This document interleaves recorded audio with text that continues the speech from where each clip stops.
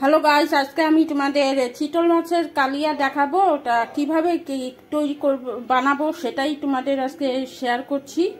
দেখো, চিতল মাছগুলোকে নুন হলুদ দিয়ে মেখে রেখেছি। দেখো একটু বড় বড় পিস কত নুন হলুদ দিয়ে মেখে রেখেছি। এবার আমি তেল বসিয়েছি কড়াতে, একটু হালকা করে ভেজে নেব। এই যে চিতল মাছগুলো দেখেছো কত বড় বড় পিস, তা হালকা করে ভেজে নেব।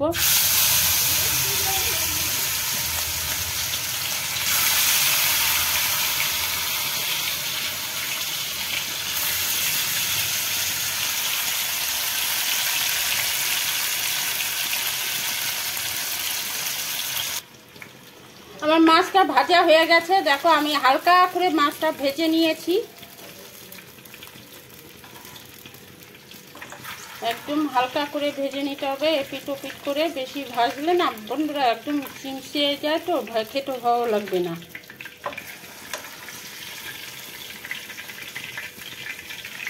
হালকা করে ভেজে নিয়েছি।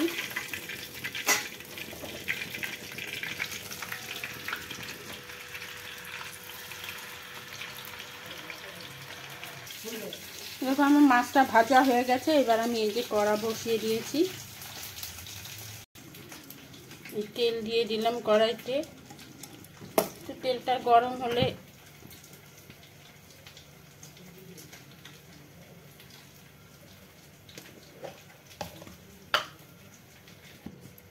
জিরা সম্বর দিয়ে দিলাম একটু, আর এই শুকনো লঙ্কা দিয়ে দিলাম, দুটো শুকনো লঙ্কা দিয়ে দিলাম।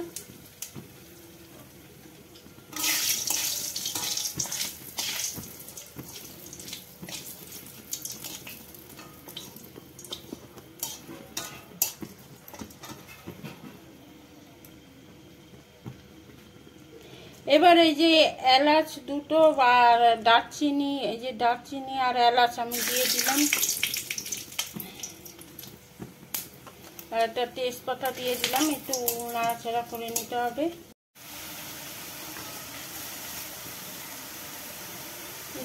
পেঁয়াজ বাটা যে দিয়ে দিলাম,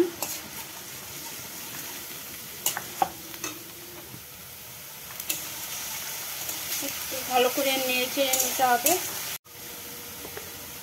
এই যে জিরা আদা বেটে নিয়েছি, জিরা আদা আর রসুন একবারে বেটে নিয়েছি। মশলাটা আমি দিয়ে দিলাম একটু।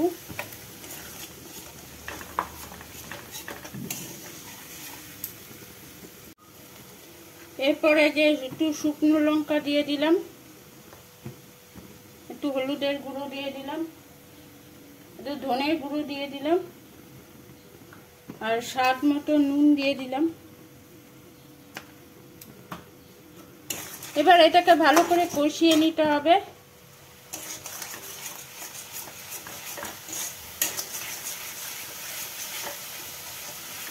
এরপর এই যে টমেটোটাকে পেস্ট করে নিয়ে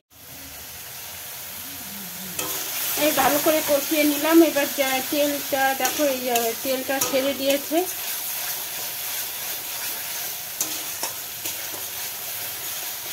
বন্ধুরা, আমি কোনোদিন চিতল মাছ রান্না করিনি, এই প্রথম রান্না করছি। জানি না কেমন হবে খেতে।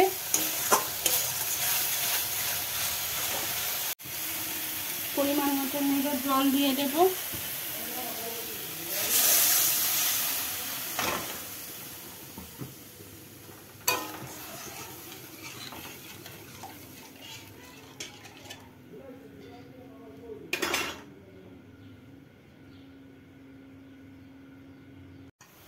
ভাজা মাছটা আমি দিয়ে দেব।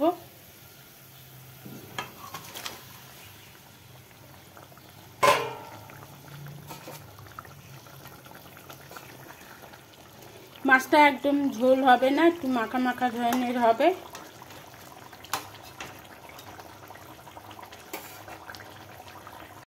তো আমার চিতল মাছের কালিয়া হয়ে গেছে, আমি এবার নামিয়ে ফেলবো। ভিডিওটি ভালো লাগলে লাইক শেয়ার কমেন্ট অবশ্যই করবে।